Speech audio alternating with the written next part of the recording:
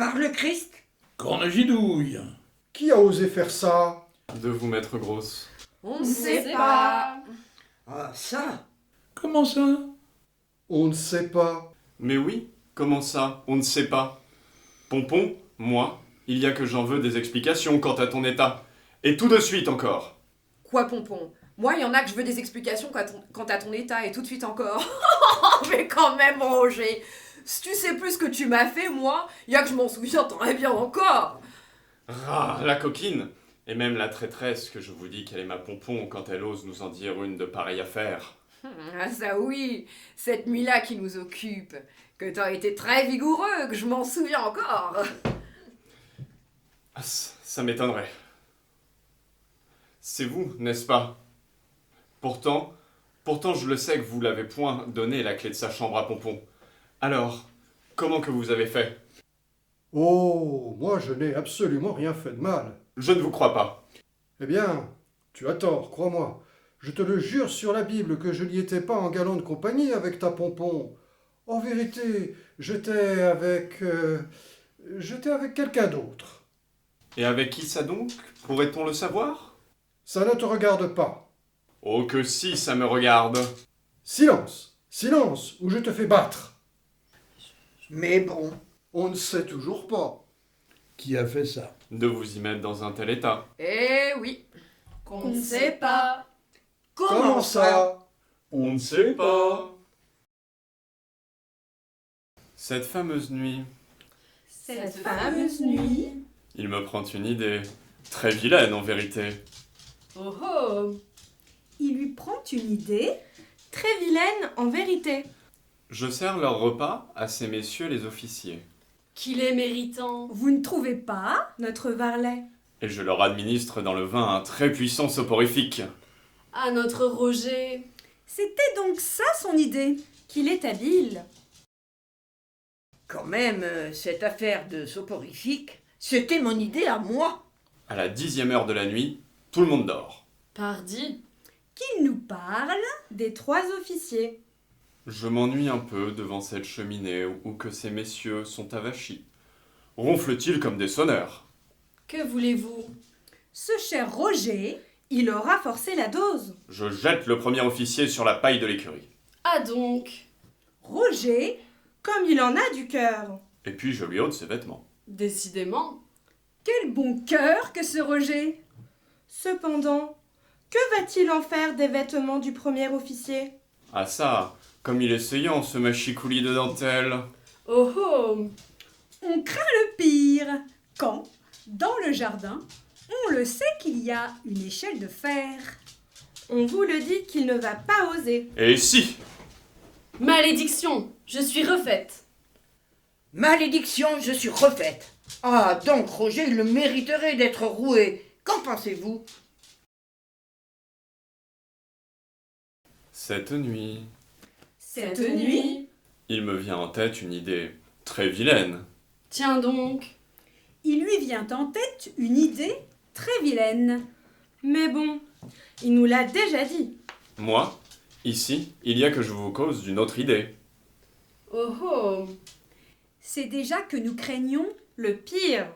Donc, je sers leur repas à ces messieurs les officiers. Qu'il est méritant. Mais oui, Qu'il est méritant. Et vous le savez que je leur administre dans le vin un très puissant soporifique. Ah, Roger. c'était donc ça son idée? Qu'il est habile? Mais bon, c'est quand même qu'il nous l'a déjà dit. Quand même aussi, puisqu'il faut que je me répète, c'était mon idée à moi. Silence. Il faut laisser Roger. La raconter son histoire.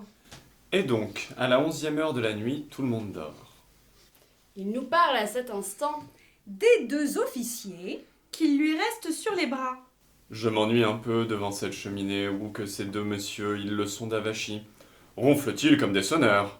Que voulez-vous? Notre bon Roger.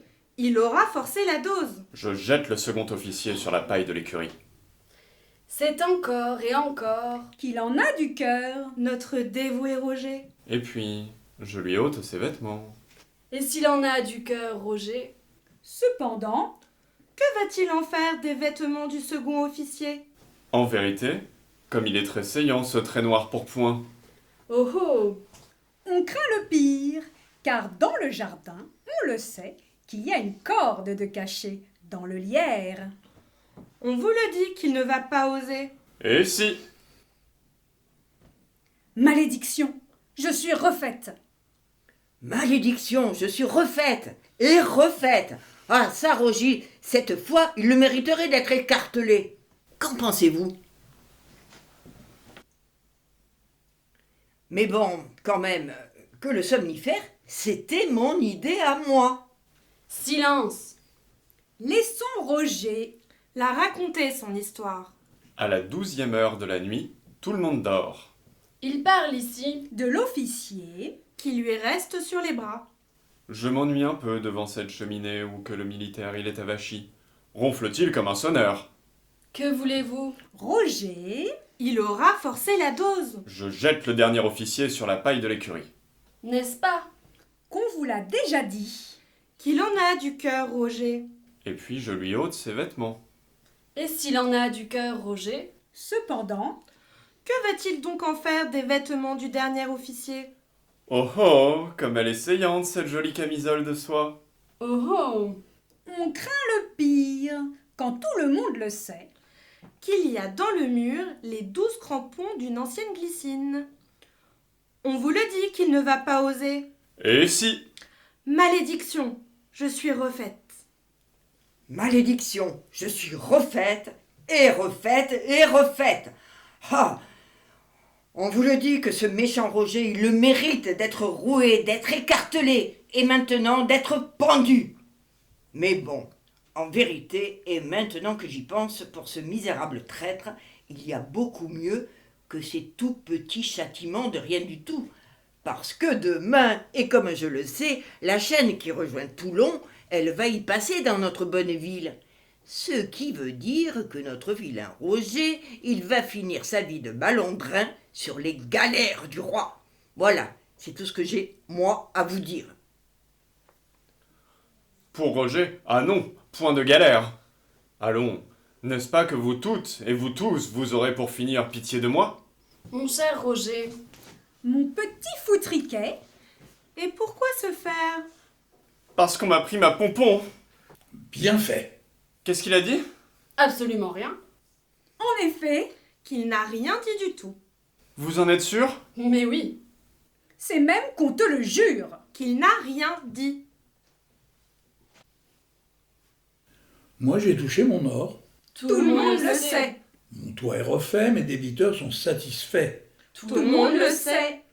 La nuit qui nous occupe, Oh oh, notre cher père. Que va-t-il? Nous raconter. je quittais Pompon Tiens. Ah ça, et je descendais à l'écurie. Ah tiens. Notre cher père, Il descendait à l'écurie.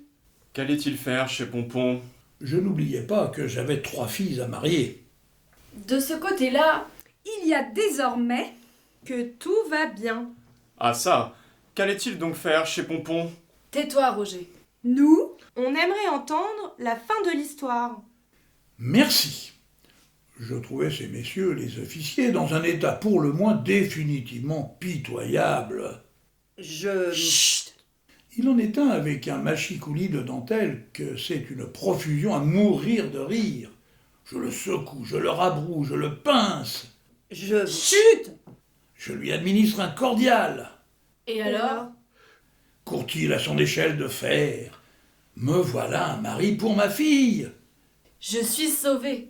Si c'est un fils, il sera baron. et Maintenant, maintenant, Il en est un autre avec un pourpoint noir, très noir qu'il est ce pourpoint. et alors, Je lui crie dessus, je le violente, je le gifle. Chut. Je lui administre un vulnéraire. et Et alors? Court-il à sa corde de chanvre qu'on lui a cachée dans le lierre? Me voilà un mari pour ma fille. je suis sauvé. Si c'est un fils, il sera marquis. Et le troisième officier? Celui qui est... si durement blessé. Avec lui, mais par seule nécessité, comme à vous toutes, je vous le jure, mes chères filles, je le serai, hélas, d'un temps soit peu cruel. Notre cher père, Il est avaricieux, c'est connu. Il n'a pas de cœur. C'est aussi que c'est connu. Et donc, Une brave tape sur sa main ensanglantée et le voilà debout. Donc, pas de cordial. Non, Donc, pas de vulnéraire. non. Juste une tape sur sa main ensanglantée et le voilà debout. et alors? Court-il pour finir les crampons de l'ancienne glycine? Quoique je le trouvasse un peu efféminé, me voilà un mari pour ma fille. Pompon... Chut! Je suis sauvée. Si c'est un fils, il sera vicomte. Et voilà. Tout est bien qui finit bien. N'est-ce pas? Voilà ce que moi je racontais à Pompon cette nuit-là. Quoi? Pompon, cette nuit-là? Bah oui, quoi, Pompon, quoi, cette nuit-là? Ah, ça! Me laissera-t-on enfin parler? Chut! L'idée des soporifiques, c'était la mienne. On le sait. Mais vous ne savez pas tout. Oh. À notre capitaine, À votre capitaine. je lui servais Vous lui serviez? certains élixirs. Mais encore. Tout ce que je peux dire, c'est qu'il est pour les garçons. Ah ça? Notre mère? Mais qu'elle est donc coquine! Oh oh! Voilà que tout à coup je comprends tout beaucoup mieux. Ah, c'est aussi que notre capitaine de Roger, il ne tenait pas les bonnes clés. Eh oui, que je comprends tout beaucoup mieux. Et aussi pourquoi que des 3 chambres de ces 3 filles, je n'en pénétrais aucune. Par contre, Par contre, les 3 clés des 3 chambres de mes 3 filles, elles ouvraient, comme on le verrait, une autre porte. en effet, la tienne. Eh oui, la mienne. Comment ça, la mienne? Eh oui. La mienne. Oh oh! Ah ça, par exemple. Mais oui, ah ça par exemple. Ce n'est pas le tout. Mais oui, Ce n'est pas le tout. Qui a fait ça de vous mettre grosse? C'est que nous... On ne sait pas. Comment ça? Mais oui, comment ça? On ne sait pas. Ah! Cependant, moi, il y a que j'ai ma petite idée. Oh oh! C'est par avance. Que nous tous, on vous le dit que Roger, il ferait beaucoup mieux de se taire. D'abord, et pour commencer, résumons les choses une dernière fois. D'y venir? Est-ce vraiment? Est-ce vraiment nécessaire? Madame et monsieur ont 3 filles. Elles sont belles et gentilles. Et c'est vrai. Que jusqu'ici tout va bien. Et même très bien. Madame a 3 filles. Elle connaît les hommes. En effet. Monsieur a 3 filles. Il tire le diable par la queue. En effet, Arrive un capitaine c'est-à-dire moi, et 3 officiers. c'est-à-dire eux, Ces messieurs veulent coucher. au chaud, surtout quand dehors il fait un froid de gueux. Admettons. Madame connaît les hommes. On ne touchera pas à ses filles. Monsieur a un toit à refaire et 3 filles à marier. Il laissera faire. Lui, Roger, il aime en mourir sa Pompon. Et c'est là qu'inévitablement tout va se compliquer. En effet, que c'est là qu'inévitablement tout va se compliquer. Et qu'une fois de plus, Roger... Il ferait mieux de se taire. C'est que Madame pose des verrous aux 3 chambres de ses 3 filles. C'est que Madame achète Pompon pour qu'elle couche avec ces messieurs les officiers. Et aussi le capitaine. C'est alors qu'à certains, il faut que je prévoie des somnifères. À d'autres, du bois bandé. C'est alors qu'il faut que je trouve une échelle de fer, une corde de chanvre, et que je le montre où qui sont les crampons de la glycine. Et puis, pour finir, c'est alors que c'est tout le monde qui me demande les doubles des 3 clés, des 3 verrous, des 3 chambres, aux 3 filles, à madame et à monsieur. Au final, moi, Roger, moyennant à chaque fois une toute petite peccadille de rétribution, qui, comme de bien entendu, ira peu à peu agrandir et la dot et le trousseau à Pompon, les doubles, les triples, les quadruples, et même les quintuples des clés, pardi que je te les cède à qui les veut. Maintenant, je vous le dis, Maintenant, On vous le dit une fois de plus. Qu'il ferait mieux de se taire.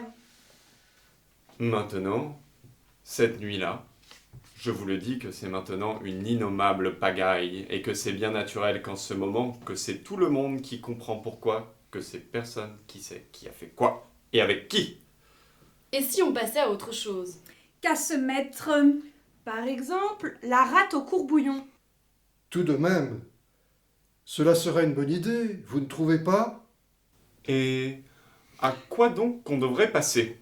Eh bien, par exemple, à la morale de cette histoire. C'est qu'il n'y en a pas. Mais alors, pas du tout.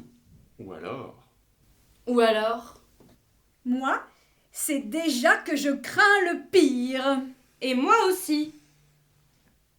Pourrait-on seulement dire que le briquet attise son étincelle et puis vous laisse dans la nuit? Sauf si l'amour, il est maintenant cette chandelle qui, jour après jour, vous incendie le cœur. Mais bon, Quand même. Cette chère Pompon. quel pied! Quel pied!